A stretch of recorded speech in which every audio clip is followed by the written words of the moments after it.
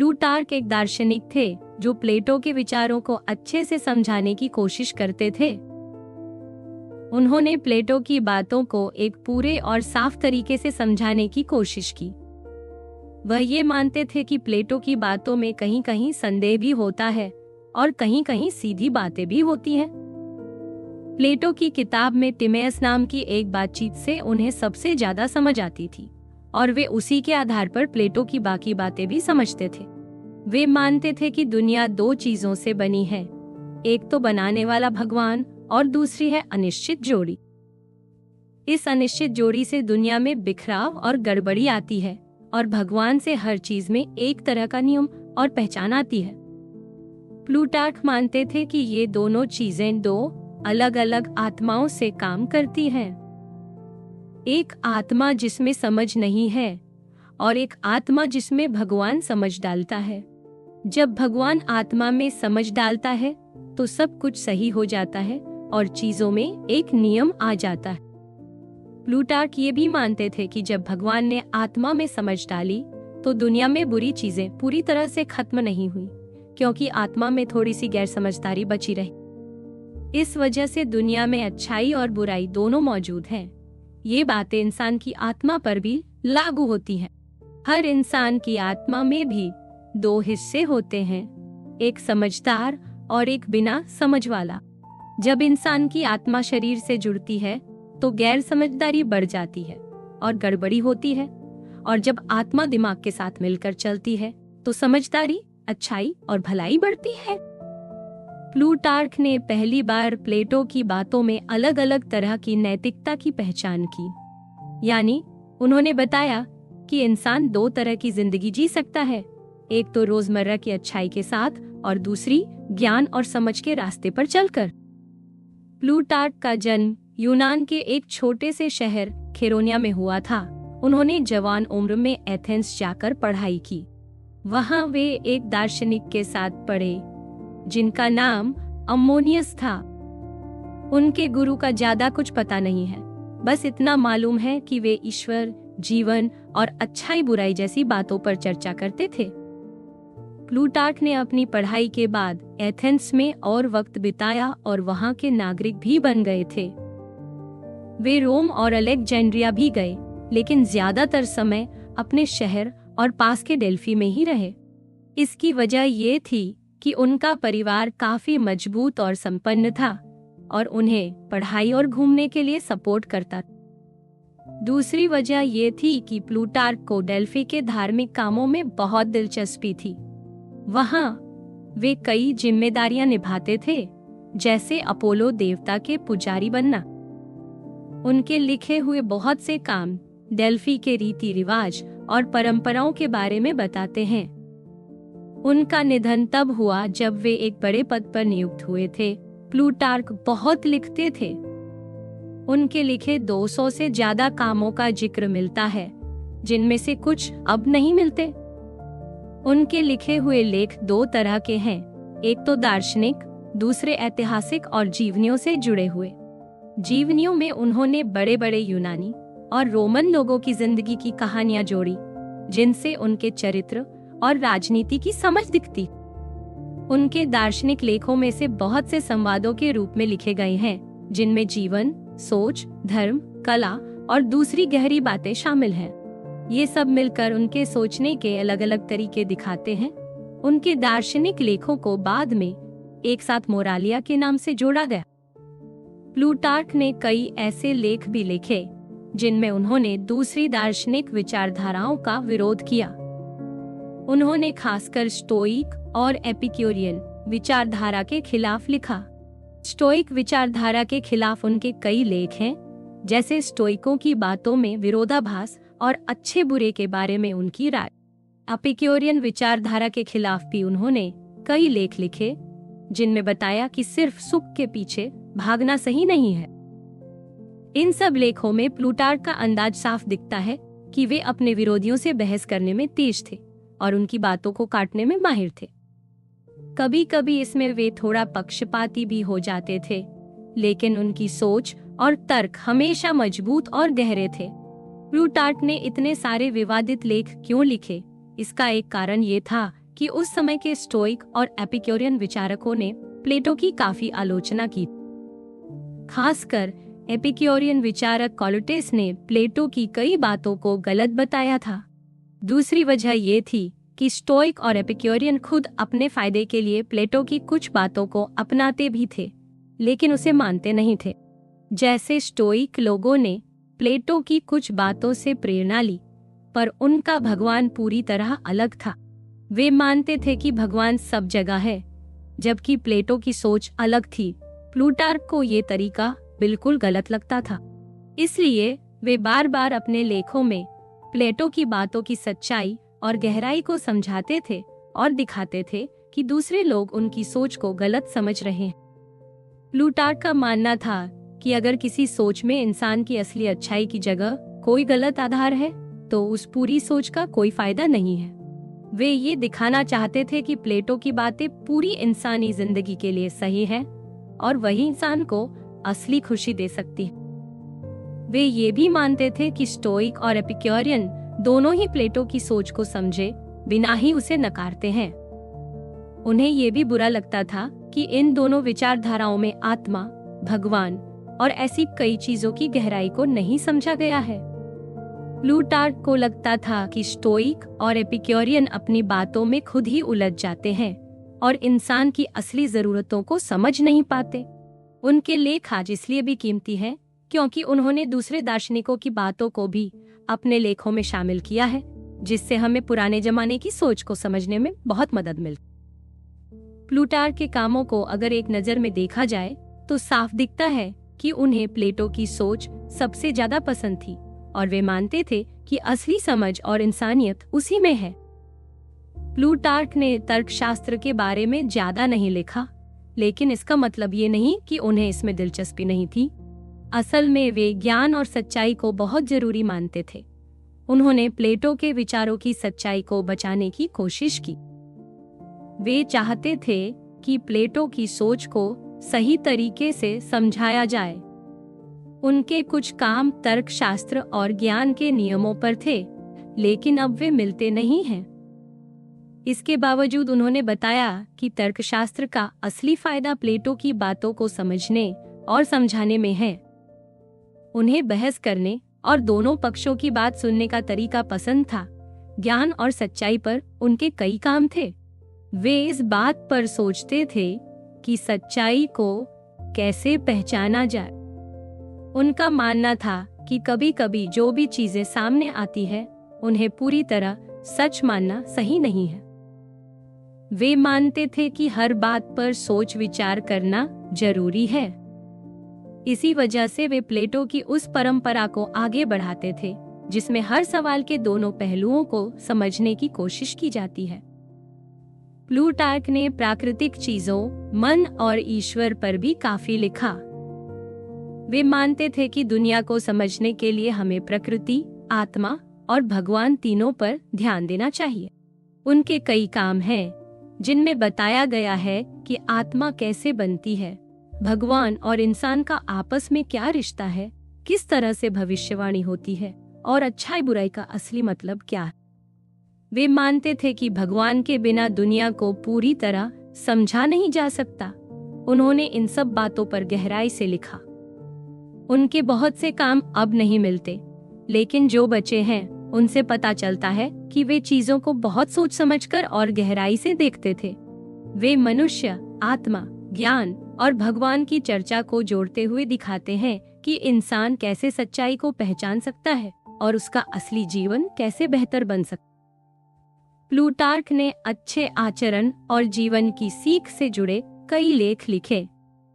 कुछ में उन्होंने विचारों के बारे में बताया, जैसे क्या सही है और क्या गलत, और कुछ में रोजमर्रा की जिंदगी में अच्छा बनने की सलाह दी, जैसे गुस्से को कैसे काबू करें, दूसरों की बातों में बिना वजह क्यों दखल ना दें, या असली दोस्त और दिखावटी दोस्त में फर्क। उनके कुछ लेख ऐसे हैं जो जीवन को अच्छा बनाने के तरीके बताते हैं, जैसे मन को शांत कैसे रखें या गुस्से पर काबू कैसे पाया जाए। उन्होंने बच्चों की पढ़ाई और कविता की अहमियत पर भी लिखा। उनकी सोच ये थी कि बच्चों को कविता और अच्छी शिक्षा से नैतिकता सिखाई जा सकती है। प्लूटार्क ने कई ऐसे लेख भी लिखे जो पुराने दार्शनिकों और उनकी सोच के बारे में थे। इनमें उन्होंने पुराने समय के बड़े विचारकों की बातों को समझाया। उनका मानना था कि प्लेटो की सोच को समझने के लिए हर पहलू को देखना जरूरी है। वे मानते थे कि सच की खोज में खुला मन रखना चाहिए और हर बात पर सोच विचार करना चाहिए। प्लेटो की किताबों में जो सवाल जवाब होते हैं, उनमें उन्होंने कभी भी सब कुछ आखिरी सच मानकर नहीं लिखा। वे मानते थे कि असली समझ उन्हीं को मिलती है जो हमेशा सवाल करते हैं, लेकिन साथ ही साथ सही बातों को भी समझते और अपनाते हैं। प्लेटो की यही सोच उन्हें सबसे ज्यादा पसंद थी। प्लूटार्क का मानना था कि किसी भी बात पर एकदम यकीन करना सही नहीं है, बल्कि जांचना और समझना चाहिए। लेकिन इसका मतलब ये नहीं कि कोई पक्की बात नहीं मिल सकती। उन्होंने ये भी कहा कि प्लेटो ने बहुत से ऐसे जवाब दिए हैं जिन्हें सच माना जा सकता है, लेकिन फिर भी उनकी सोच हमेशा खुली रहती है और वो हर नई बात के लिए। इसी वजह से प्लूटार्क ने हमेशा दोनों तरह की सोच को जोड़कर देखा, सवाल करने की आदत और सच की खोज। वे मानते थे कि असली ज्ञान पाने के लिए दोनों जरूरी हैं। प्लूटार्क ने भी प्लेटो की तरह कई संवाद लिखे। इन संवादों में अलग अलग लोग अपनी बातें रखते हैं, कभी कहानी के रूप में, कभी किसी की जुबानी। कई बार ये समझना मुश्किल होता है कि खुद प्लूटार्क किसकी बात से ज्यादा सहमत है। कुछ बार वे खुद भी संवाद में शामिल दिखते हैं। उन्होंने भी प्लेटो की तरह अपने लेखों में कहानियां, रूपक और उदाहरण खूब इस्तेमाल किए। मिस्र के देवी देवताओं की कहानी भी उन्होंने इसी तरह लिखी है और उसमें गहरी बातें छुपी हुई हैं। उनके कई किस्सों में जीवन, आत्मा और दुनिया के नियमों को जोड़ा गया है। एक किस्से में चांद का रोल, आत्मा और इंसान की जिंदगी को जोड़कर बताया गया है। एक और काम में उन्होंने बताया है कि भगवान के फैसले जल्दी क्यों नहीं होते। वे खुद कहते हैं कि भगवान के काम के बारे में जो समझ में आता है, बस उतना ही बता सकते हैं। उनके कई लेख ऐसे हैं जिनमें असली सोच छुपी रहती है, इसलिए पढ़ने वालों को संभल कर समझना पड़ता है कि असल में उनकी सोच क्या है। प्लूटार्क ने दार्शनिक सोच में भी बहुत संतुलन रखा। वे एक तरफ तो अच्छे आचरण को बहुत जरूरी मानते थे, दूसरी तरफ वे दुनिया और आत्मा की गहराई को भी समझते थे। प्लेटो की किताब टिमेअस से उन्हें सबसे ज्यादा समझ मिलती थी। वे मानते थे कि इंसान और पूरी दुनिया आपस में जुड़ी हुई है। जैसे दुनिया में शरीर, आत्मा और दिमाग मिलकर सब कुछ बनाते हैं, वैसे ही इंसान की जिंदगी में भी यही तीन चीजें सबसे जरूरी हैं। प्लूटार्क हमेशा ये कहते थे कि किसी भी बात को समझने के लिए उसके पीछे छुपी असली वजह जानना जरूरी है। उनका मानना था कि जब तक इंसान अपने शरीर, आत्मा और दिमाग की असली पहचान नहीं समझेगा, तब तक असली खुशी नहीं मिल सकती। वे दुनिया और इंसान के बीच की इस गहराई को समझाने के लिए कई बार बड़े उदाहरणों और किस्सों का सहारा लेते थे। प्लूटार्क उस समय के जाने माने दार्शनिक विचारों से भी अच्छी तरह वाकिफ थे। उन्हें पाइथागोरस और अरस्तु की सोच का भी अच्छा ज्ञान था। उस दौर में दोनों ही विचारधाराएं काफी चर्चा में थी। कई लेखक उस समय पाइथागोरस की बातों को विस्तार से लिख रहे थे। दूसरी तरफ अरस्तु की किताबें भी फिर से पढ़ी जा रही थीं और बहुत से लोग उनकी सोच को नए तरीके से समझ रहे थे। अरस्तु की सोच को प्लेटो के करीब भी बताया जाता था, खासकर अच्छे आचरण की बात में। प्लूटार्क ने पाइथागोरस की सोच से जुड़े कई विचार प्लेटो की किताबों में खोजने की कोशिश की। उन्होंने पाइथागोरस के जैसे कई विचारों को अपने लेखों में जगह दी, जैसे अंकों के अर्थ, मांस न खाना, जानवरों में भी समझ होना। उन्हें लगता था कि ये बातें कहीं न कहीं प्लेटो की सोच के साथ भी मेल खाती हैं। वहीं अरस्तु की सोच को लेकर वे थोड़े संभल कर चलते थे। उन्हें लगता था कि अरस्तु की कुछ बातें प्लेटो की सोच को आगे बढ़ाती हैं, जैसे अच्छे आचरण, तर्क और विज्ञान की बातें। लेकिन अगर अरस्तु की बातें प्लेटो से टकराती थीं, तो वे साफ बता देते थे कि इसमें फर्क है। प्लूटार्क के बारे में कहना गलत होगा कि वे अलग अलग विचारों को बस जोड़ देते थे या कभी कभी प्लेटो की सोच से समझौता कर लेते थे। असल में वे दूसरे दार्शनिकों के विचारों को सिर्फ इसलिए अपनाते थे क्योंकि उन्हें लगता था कि इससे प्लेटो की असली सोच और अच्छे से सामने आती है। वे मानते थे कि प्लेटो की सोच समय के साथ बदलती और निखरती रही है, लेकिन उसे गलत समझने वाले भी बहुत रहे हैं। उन्होंने पुराने दार्शनिकों की सोच को आगे बढ़ाया और उसमें अपनी समझ भी जोड़ दी। उन्होंने आत्मा, इंसान और अच्छे बुरे के बारे में कई नई और गहरी बातें कहीं, जिनका असर आगे आने वाली कई पीढ़ियों पर पड़ा। प्लूटार्क को ये बात बहुत जरूरी लगती थी कि इंसान असली ज्ञान कैसे हासिल करता है। वे मानते थे कि जल्दी में किसी बात को सच मान लेना गलत हो सकता है, इसलिए सबसे अच्छा तरीका है कि किसी भी राय को तुरंत ना अपनाया जाए। उन्होंने कहा कि कई बार जो चीजें हमें दिखती हैं, वे धोखा भी दे सकती हैं। इस वजह से सही सोच ये है कि जब तक पूरी तरह यकीन न हो जाए, किसी भी राय को बस मन में रोके रखा जाए। प्लूटार्क ने बताया कि आत्मा में 3 तरह की हलचल होती है।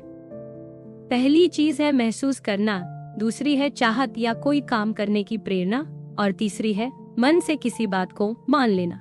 वे कहते हैं कि अगर इंसान सिर्फ महसूस करे और किसी काम को करने की इच्छा रखे, तो भी वह अपना काम कर सकता है। जरूरी नहीं कि हर बार मन से किसी बात को मान ही ले। इसका मतलब है कि अगर हम किसी बात पर फैसला न भी लें, तब भी जिंदगी चल सकती है और हम काम कर सकते हैं। इससे हम गलतियों से बच सकते हैं, क्योंकि बिना सोचे समझे राय बना लेना अक्सर गलती का कारण बनता है। प्लूटार्क मानते थे कि हमारी इंद्रियां, यानी जो हम सुनते, देखते या महसूस करते हैं, वे हमें बस बाहरी दुनिया के बारे में जानकारी देती है। ये जानकारी पूरी तरह सच नहीं होती, बल्कि ऊपर ऊपर की होती है। असली ज्ञान वो है जो सोच और समझ से आता है। उन्होंने बताया कि इंसान के पास 2 तरीके होते हैं जानने के, एक इंद्रियों से और दूसरा सोचने समझने से। असली समझ सोचने समझने से ही आती है और यही हमें असली सच और भगवान तक ले जा सकती है। इंद्रियों से हमें बस रोजमर्रा की दुनिया दिखती है, पर असली सच हमें दिमाग और आत्मा के मिलन से मिलता है।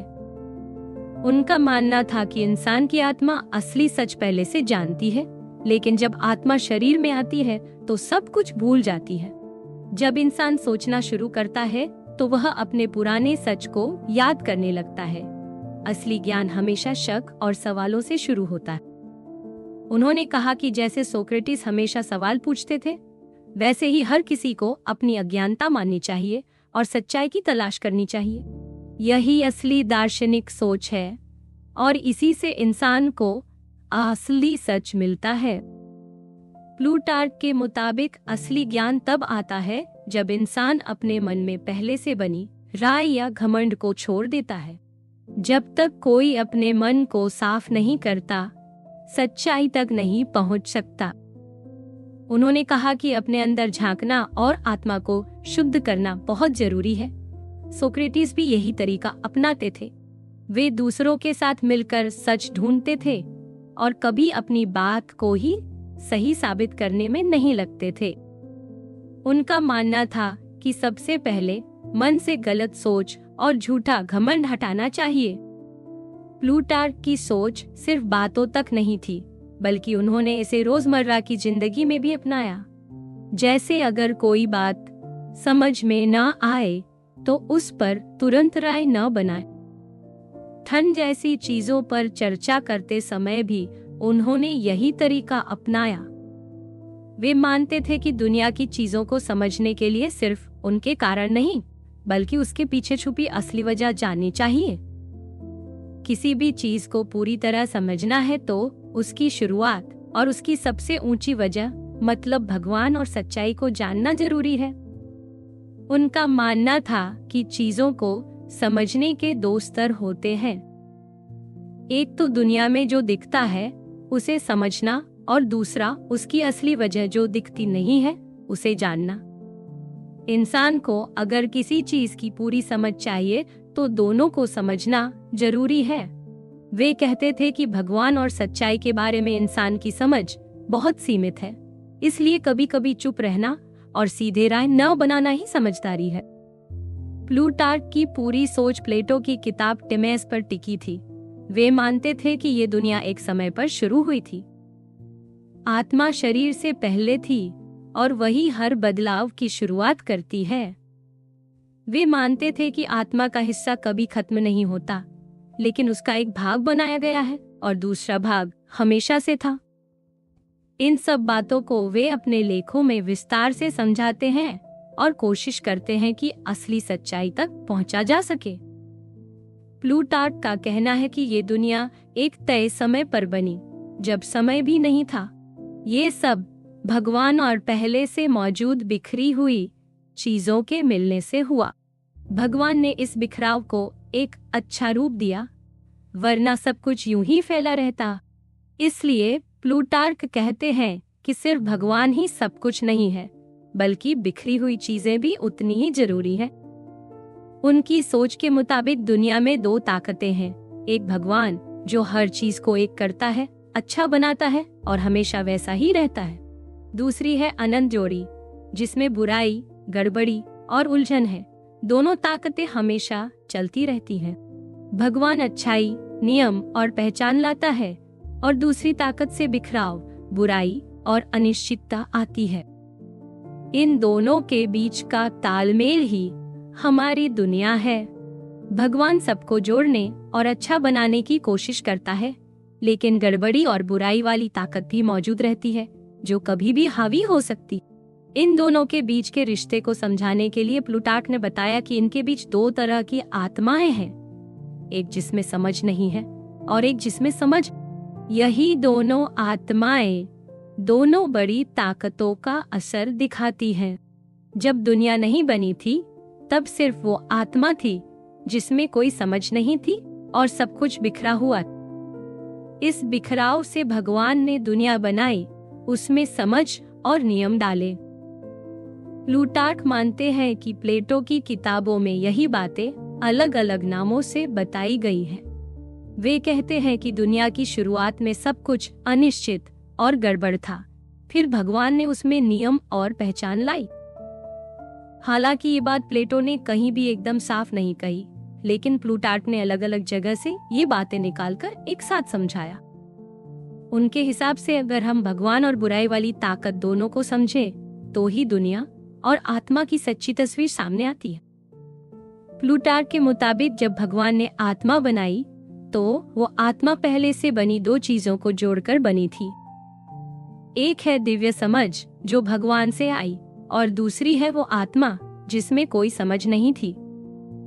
इससे साफ होता है कि आत्मा बदलती नहीं, उसकी असली पहचान बनी रहती है।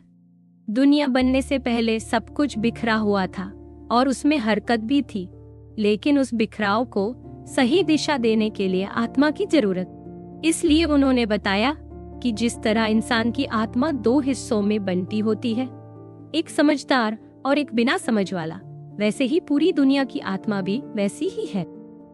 प्लूटार्क मानते हैं कि इंसान की आत्मा भी उसी बड़ी आत्मा से निकली है, इसलिए उनमें काफी समानता है।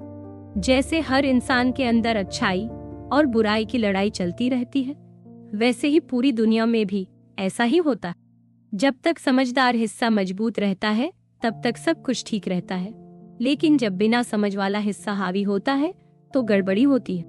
अगर दुनिया में कोई खराबी आती है, जैसे कोई आपदा या बुरा समय, तो उसका कारण यही बिना समझ वाला हिस्सा होता है। अगर ऐसा न माने तो या तो भगवान को ही इन बुरी चीजों का जिम्मेदार मानना पड़ेगा जो ठीक नहीं लगता, या फिर मानना पड़ेगा कि ये सब बिना किसी वजह के हो रहा है, जिससे भगवान की ताकत कम हो जाती। इसलिए ये मानना सही है कि गड़बड़ी वाली बातें उसी बिना समझ वाले हिस्से की वजह से होती हैं। प्लूटार्क के हिसाब से जब भगवान ने अपनी समझ और बुद्धि उस पहली आत्मा में डाली, तभी सब कुछ ठीक होना शुरू हुआ। दुनिया की आत्मा अब सिर्फ भगवान की बनाई हुई चीज नहीं रह जाती, बल्कि वो भगवान का ही हिस्सा बन जाती है। इसमें भगवान की समझ मिल जाती है, पर उसकी पहली हालत जिसमें समझ नहीं थी पूरी तरह खत्म नहीं होती। बस अब बुराई कम हो जाती है और अच्छे काम ज्यादा होते हैं। इसी से दुनिया में हर चीज में पहचान, नियम और एक जैसा होना आता है। भगवान से निकली समझ दुनिया की आत्मा के जरिए आगे जाती है और यही आत्मा फिर इन सब बातों को दुनिया की बाकी चीजों तक पहुंचाती। इसी से दुनिया में अलग अलग चीजें और उनका बनना शुरू होता है। प्लूटार्क की सोच में जब भगवान ने दुनिया बनाई तो उसमें जो रूप और पहचान है, उन सबका क्या रोल है, ये बात पूरी तरह साफ नहीं। उन्होंने इसे मिस्र के देवी देवताओं की कहानी के जरिए समझाया। इस कहानी में ओसिरिस एक ऐसी शक्ति है जो हर चीज को जन्म देती है। ओसिरिस को भगवान और अच्छाई का रूप माना गया है। ओसिरिस की जोड़ी इसिस को हमेशा ओसिरिस की ओर खींचती है और दोनों मिलकर दुनिया को जन्म देते हैं। प्लूटार्क ने ये भी समझाया कि ओसिरिस ही असली समझ है और इसिस वो जगह है जहाँ सब कुछ आकार लेता है।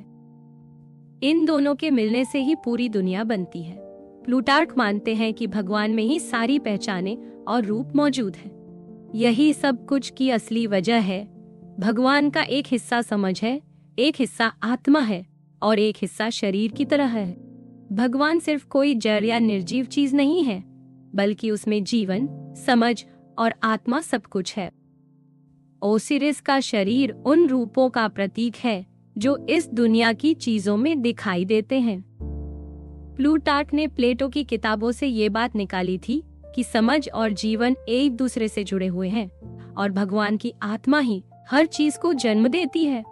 प्लूटार्क का कहना है कि भगवान और सारी पहचाने कभी कभी एक ही लगते हैं और कभी कभी अलग, क्योंकि भगवान के बारे में सोचते वक्त कभी हम उसे सिर्फ समझ की तरह देखते हैं और कभी आत्मा और समझ दोनों के मिलन की। जब वे दुनिया, पहचान और आत्मा की बात करते हैं तो उनके हिसाब से भगवान में सब कुछ एक साथ मिल जाता है, लेकिन अलग अलग भी समझा जा सकता है। उनके मुताबिक भगवान ही हर रूप, हर पहचान और हर जीवन का असली स्रोत है और वही सब कुछ जोड़ता है। प्लूटार्क के अनुसार भगवान और गड़बड़ी वाली ताकत के बीच हमेशा एक खींचतान चलती रहती है। ये लड़ाई अच्छाई और बुराई की तरह है जो पूरी दुनिया में साफ दिखती है। उनका कहना था कि दुनिया में हमेशा अच्छाई और बुराई दोनों रहेंगी, क्योंकि भगवान तो बस अच्छाई का कारण है, लेकिन बुराई के लिए दूसरी ताकत है। वे उन लोगों की सोच को गलत मानते थे जो मानते थे कि सिर्फ भगवान ही सबका कारण है या सिर्फ छोटी छोटी चीजें ही दुनिया चलाती हैं। प्लूटार्क ने यह भी कहा कि अच्छाई और बुराई दोनों का होना ही असली वजह है कि दुनिया में कभी सब कुछ अच्छा नहीं हो सकता। भगवान की ताकत सब पर है, लेकिन फिर भी बुराई पूरी तरह खत्म नहीं होती, क्योंकि बुरी ताकत भी हमेशा काम करती रहती। इसलिए प्लूटार्क ने ये बात साफ कही कि भगवान सबसे बड़ी शक्ति है, लेकिन कभी कभी चीजें भगवान की मर्जी के बिना भी हो जाती हैं, जो गड़बड़ी वाली होती हैं। अब अगर इंसान की बात करें तो जब दुनिया में अच्छाई और बुराई दोनों हैं, तो इंसान भी कभी अच्छा करता है और कभी गलत। प्लूटार्क मानते थे कि इंसान की जिंदगी में जो भी होता है उसके 3 कारण हो सकते हैं, कभी किस्मत, कभी अचानक कुछ हो जाना और कभी खुद इंसान की अपनी मर्जी। किस्मत के पीछे भगवान का हाथ होता है। अचानक होने वाली चीजें गड़बड़ी वाली आत्मा की वजह से होती है, जो भगवान के कंट्रोल में नहीं रहती।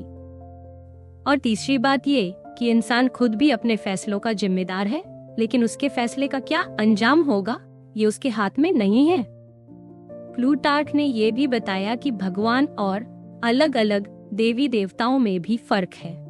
असली भगवान सबका रचयिता है, लेकिन बाकी देवता भगवान की तरह नहीं है। कभी कभी अलग अलग जगहों पर किसी एक देवता को भगवान का रूप मान लिया जाता है, लेकिन असली भगवान वही है जो सब कुछ बनाता है और सबसे ऊपर है। इस तरह प्लूटार्क की सोच में इंसान को पूरी आजादी है कि वो क्या करे, लेकिन दुनिया की हर चीज में अच्छाई और बुराई दोनों का असर रहेगा, क्योंकि दोनों की ताकत हमेशा मौजूद रहेगी। प्लूटार्क के अनुसार असली भगवान एकदम सीधा और एकता से भरा है, जिसमें सारी दिव्यता समाई हुई है। ये भगवान ही असली अच्छाई है और उसी में सब कुछ है। उनका मानना था कि यही भगवान सबसे ऊपर है, सबका जनक है और वही सबकी देखभाल करता है, लेकिन फिर भी वो दुनिया से अलग भी है। मतलब भगवान सब पर नजर रखता है, लेकिन अपनी सबसे बड़ी ताकत को बरकरार रखते हुए खुद को अलग भी रखता है। यही वजह है कि भगवान दुनिया का रचयिता है, लेकिन खुद उस दुनिया में पूरी तरह शामिल नहीं होता। भगवान और इंसानों के बीच जो कड़ी है वह आत्मा है, जो भगवान के संदेश को बाकी सब तक पहुंचाती। इसके अलावा भगवान और दुनिया के बीच और भी छोटे छोटे देवी देवता होते हैं, जिन्हें प्लूटार्क ने दैत्य या छोटी दिव्य शक्तियां कहा। ये छोटी शक्तियां भगवान और इंसान के बीच की दूरी को पाटती हैं। इनका काम भगवान का संदेश इंसानों तक पहुंचाना, जरूरतमंदों की मदद करना, पूजा पाठ और धार्मिक कामों की देखभाल करना और बुरे काम करने वालों को सजा देना होता है। अच्छे दैत्य इंसानों की मदद करते हैं और बुरे दैत्य सजा देते हैं। हालांकि प्लूटार्क ने साफ बताया कि भगवान की दी गई सजा कभी गुस्से या बदले की भावना से नहीं होती, बल्कि सोच समझकर होती। प्लूटार्क ने ये भी समझाया कि कई बार बुरे काम करने वालों को तुरंत सजा नहीं मिलती, तो लोग भगवान की व्यवस्था पर सवाल उठाते हैं। लेकिन उनके मुताबिक भगवान जल्दबाजी में या गुस्से में कोई फैसला नहीं करता। वो हमेशा सोच समझकर काम करता है और यही तरीका इंसानों को भी अपनाना चाहिए। कई बार बुरा करने वालों को अपने ही कर्मों का फल खुद ही भुगतना पड़ता है, जो उनके लिए सबसे बड़ी सजा होती है। जरूरी नहीं कि हर सजा तुरंत या सबके सामने मिले। कई बार आत्मा के अगले जीवन में भी सजा मिलती है। इसी से पता चलता है कि भगवान सब कुछ देखता है और आत्मा भी मरने के बाद अपना सफर जारी रखती है। प्लूटार्क के हिसाब से आत्मा ही हर तरह की जिंदगी और हर तरह की हलचल की असली वजह है। पूरी दुनिया और हर जीव में आत्मा होती है। वो साफ कहते हैं कि आत्मा और बुद्धि दोनों अलग हैं। आत्मा अपने आप में सीधी नहीं है, लेकिन उसमें समझ यानी बुद्धि को अपनाने की ताकत होती है। इंसान सिर्फ शरीर और आत्मा से नहीं बनता, उसमें बुद्धि भी जरूरी है। ठीक वैसे ही जैसे पूरी कायनात में भी आत्मा और बुद्धि का तालमेल है। इंसान के शरीर, आत्मा और बुद्धि में हमेशा एक संबंध बना रहता है। आत्मा शरीर के साथ मिलकर इंद्रियों के अनुभव देती है, जबकि बुद्धि से सोचने और समझने की ताकत मिलती है। अगर आत्मा और शरीर मिलकर काम करते हैं तो कभी कभी भावनाएं और गलतियां हो जाती हैं, लेकिन जब आत्मा और बुद्धि साथ होते हैं तो इंसान समझदारी और अच्छाई की ओर बढ़ता है। प्लूटार्क मानते थे कि इंसान की आत्मा के पास जितनी ज्यादा समझ होगी, वह उतना ही अच्छा और समझदार बनेगा। जो इंसान अपनी आदतों और ट्रेनिंग से आत्मा को मजबूत करता है, वो ज्यादा समझदार बन सकता है। बहुत तेज भावनाएं आत्मा को बुद्धि से दूर कर देती हैं और इंसान के गलत रास्ते पर जाने की संभावना बढ़ जाती है। प्लूटार्क ने ये भी बताया कि आत्मा और शरीर का रिश्ता इतना गहरा है कि आत्मा अगर बुद्धि से दूर हो जाए तो वो लगभग शरीर जैसी हो जाती है। आत्मा शरीर को चलाने के लिए उसके साथ कई अलग अलग ताकतें अपनाती है, जैसे खाना पचाना, महसूस करना या सोचना। ये सब इसलिए मुमकिन है क्योंकि आत्मा के साथ बुद्धि भी काम करती है। उनका मानना है कि असली इंसान वो है जिसमें बुद्धि है, यानी सोचने समझने की असली ताकत। इंसान का असली रूप वही है, ना कि सिर्फ महसूस करने या चाहत रखने वाला। यही वजह है कि जब बुद्धि आत्मा और शरीर से अलग हो जाती है तो प्लूटार्क के मुताबिक पहली मौत होती है, और जब आत्मा शरीर से अलग होती है तब दूसरी मौत होती है। बुद्धि का आत्मा और शरीर से अलग होना भगवान की तरफ बढ़ने जैसा है, क्योंकि आखिर में हर आत्मा का असली लक्ष्य वही है। इंसान की बुद्धि का असली मकसद है भगवान की तरह बनना और उसी की तरफ बढ़ना। प्लूटार्क के लिखे में ये बात बार बार आती है कि इंसान की आत्मा ऊपर उठकर एक दिन उस रोशनी तक पहुंच सकती है जो सब कुछ रोशन करती है। एक कहानी में वो बताते हैं कि एक आदमी की मौत हो गई थी, लेकिन वो वापस जिंदा हो गया और अपनी मौत के बाद की बातें सुनाई। उसकी समझने समझाने वाली आत्मा भगवान से जुड़ गई थी, लेकिन जो आत्मा शरीर में बाकी बची थी वो बस शरीर की चीजों में ही फंसी रही। ये हिस्सा आत्मा का वो हिस्सा है जो शरीर में बंधा रहता है और इंसान को सिर्फ दुनिया की चीजों में उलझाए रखता है। यही वजह है कि आत्मा भगवान तक नहीं पहुंच पाती। प्लूटार्क ये भी कहते हैं कि आत्मा कभी खत्म नहीं होती। ये सोच बहुत पुरानी है। उन्होंने बताया कि असली फिलॉसफी यही है कि हमें अपनी आत्मा और शरीर को अलग करने की तैयारी करनी चाहिए। मतलब शरीर की जरूरतों से ऊपर उठना ही असली जिंदगी है। जो लोग बुरे होते हैं उनके लिए आत्मा का बार बार नया जन्म मिलना सजा की तरह होता है, लेकिन जो अच्छे होते हैं उनकी आत्मा और बुद्धि अमर हो जाती है और वो भगवान के करीब पहुंच जाती हैं। प्लूटार्क मानते हैं कि फिलॉसफी का असली काम है इंसान को सही रास्ता दिखाना और उसे अच्छा बनाना। वो इस बात पर जोर देते हैं कि अगर इंसान प्लेटो की तरह जिंदगी बिताए तो वो खुश रह सकता है। वो बाकी विचारधाराओं पर सवाल उठाते हैं क्योंकि उनके हिसाब से इंसान को सही इंसान बनाना और उसकी अच्छाई को जगाना सबसे जरूरी है। उनके मुताबिक हमारी आत्मा और बुद्धि दोनों ही भगवान की ही देन है और यही हमें बाकी चीजों से अलग बनाती है। इसलिए इंसान को चाहिए कि वो खुद को समझे, अपनी आत्मा को सुधारे और अपने अंदर की अच्छाई को जगाए, तभी असली सुख मिलेगा। प्लूटार्क मानते हैं कि असली अच्छाई और स्टोइक सोच में बड़ा फर्क आत्मा को लेकर है। स्टोइक सोचते हैं कि आत्मा सिर्फ समझ है, लेकिन प्लेटो की सोच में आत्मा दो हिस्सों की है, एक समझ वाला और एक बिना समझ वाला। प्लूटार्क के हिसाब से जब भगवान ने दुनिया बनाई तो जो आत्मा पहले बिना समझ की थी उसमें भगवान ने समझ डाली, लेकिन फिर भी वो पूरी तरह समझदार नहीं हो गए। इंसान की आत्मा का जो बिना समझ वाला हिस्सा है वही हमारे अंदर की भावनाओं और शरीर की चाहतों का जिम्मेदार है। प्लूटार्क कहते हैं कि शरीर की चाहतें और भावनाएं एक जैसी नहीं हैं, बल्कि अलग हैं। भावनाएं हमारे गुस्से या डर से जुड़ी होती हैं, जबकि चाहतें खाने पीने जैसी होती हैं। लेकिन ये दोनों समझ पर ही निर्भर है। जब हमारी समझ इन भावनाओं और चाहतों को संभालती है तभी इंसान में अच्छाई आती है।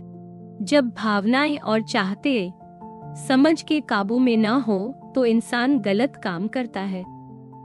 प्लूटार्क के हिसाब से अच्छाई का मतलब है जब भावनाएं तो होती हैं, लेकिन उन पर समझ का कंट्रोल होता है। अगर इंसान में डर ना हो तो बहादुरी भी नहीं आएगी। बहादुरी का मतलब ही है कि डर को समझ के काबू में रखो और सही काम करो। ऐसे में गुस्सा भी अगर सही तरीके से समझ के साथ इस्तेमाल हो तो वो हिम्मत में बदल सकता है।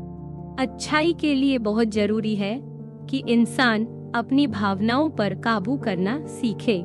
ये सीखने के लिए माता पिता, गुरु, अच्छे लोगों की संगत, शहर के नियम, फिलॉसफी, कविता और इतिहास सब मदद कर सकते हैं। प्लूटार्क की बहुत सारी किताबों का मकसद भी लोगों को यही सिखाना है कि कैसे अपनी भावनाओं पर काबू पाएं, कैसे गुस्से को संभालें, कैसे सच्चा दोस्त पहचानें, शादी को अच्छे से निभाएं या सत्ता को समझदारी से चलाएं। प्लूटार्क मानते हैं कि सिर्फ थोड़ा काबू रखना काफी नहीं है।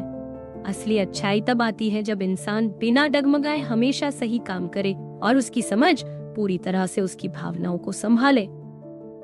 प्लूटार्क कहते हैं कि इंसान की अच्छाई का असली मतलब है जब इंसान की समझ उसके दिल दिमाग में पूरी तरह काम करती है और वो उसी के हिसाब से चलता है। वो मानते हैं कि हमारा स्वभाव हमें उन चीजों की तरफ खींचता है जो हमारे लिए अच्छी हैं, जैसे जिंदगी, सेहत और सुंदरता, और ये सब मिलकर हमारी खुदी करते हैं। प्लूटार्क उन सोचों को गलत मानते हैं जो कहती हैं कि इंसान की आखिरी मंजिल सिर्फ अच्छाई है, बाकी चीजें बेकार हैं। उनके मुताबिक इंसान के लिए अच्छा खाना, अच्छी सेहत जैसी चीजें भी जरूरी हैं। प्लूटार्क मानते हैं कि अकेले सोचने से बिना किसी लगाव के खुशी नहीं मिल सकती। वो कहते हैं कि असली खुशी दो तरीकों से मिल सकती है, एक तो सोच विचार और ज्ञान के रास्ते से, और दूसरा आम जिंदगी में खुशी पाने से। उनका मानना है कि इंसान को अपने अंदर के अच्छे गुणों को बढ़ाना चाहिए और साथ ही दूसरों की मदद करनी चाहिए। प्लेटो की सोच से प्रभावित होकर वो मानते हैं कि हमें अपनी समझ से ऊपर उठकर ईश्वर से जुड़ने की कोशिश करनी चाहिए। इंसान का लक्ष्य है कि वो अपनी समझ को सबसे ऊपर रखे और भावनाओं से ऊपर उठ जाए। यही असली खुशी है और इसी में इंसान का भला। साथ ही वो मानते हैं कि जो लोग दार्शनिक होते हैं उन्हें समाज और अपने शहर की भलाई के लिए भी काम करना चाहिए। शिक्षा और कविताओं को लेकर भी प्लूटार्क की सोच है कि ये इंसान के चरित्र को गढ़ने में मदद करते हैं। उन्होंने लिखा कि बच्चों को किस तरह पढ़ाया जाए और कविताओं को कैसे समझा जाए। उनका मानना है कि कविता में अच्छाई और बुराई दोनों की झलक मिलती है, इसीलिए बच्चों को सिखाना चाहिए कि क्या सही है और क्या गलत। कविता और कहानी इंसान को गहराई से समझाती है, लेकिन जरूरी है कि उसे सोच समझकर अपनाया जाए। प्लूटार्क ने कई कविताओं की मिसालें दी हैं, जिनमें सबसे ज्यादा जोर प्लेटो की रिपब्लिक किताब में बताए गए होमर की कहानियों पर है। वो कविता को पूरी तरह गलत नहीं मानते, बल्कि बीच का रास्ता बताते हैं। उनका कहना है कि कविता को समझदारी से पढ़ना चाहिए।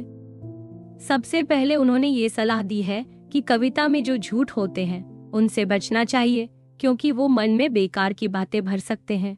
दूसरा, प्लूटार्क कहते हैं कि कविता को ऐसे समझना चाहिए कि उसमें से कोई अच्छी सीख निकल सके, ताकि हमारे स्वभाव अच्छा बन सके।